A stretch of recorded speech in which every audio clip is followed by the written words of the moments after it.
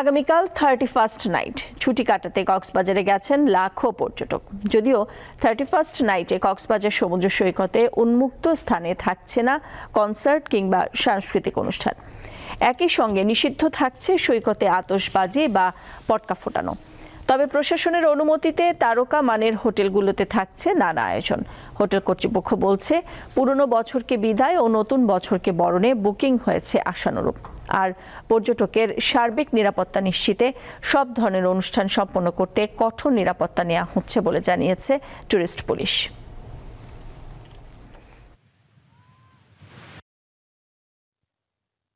ভালো এনজয় করতেছি, খারাপ না, মোটামুটি খোলা পরিবেশ, ভালো।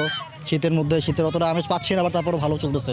শুনছি যে এখানেও নাকি আপনার ওই শোগুলো হয়, তো যে কারণে আর কি বিচের মধ্যে ওই শোগুলো রাতে দেখে এনজয় করার জন্য আর কি আসা। ভাই নতুন বছরে নতুনভাবে জীবন শুরু করছে, এমনিতে তো আমাদের একটা স্বাধীনতা আমরা পেয়েছি।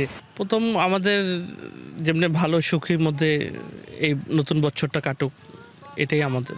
31st নাইটে আসলে চাওয়া বলতে এই বছর তো আমরা অনেকজনকে হারিয়েছি, অনেক কিছু হারিয়েছি। সামনের বছরটা যাতে এরকম না হয়, যে 31st নাইট আমরা মানে উশৃঙ্খলভাবে উদযাপন না করে সবাই যেন মিলেমিশে থাকি, দেশের যেন সব কিছু ভালো হয়।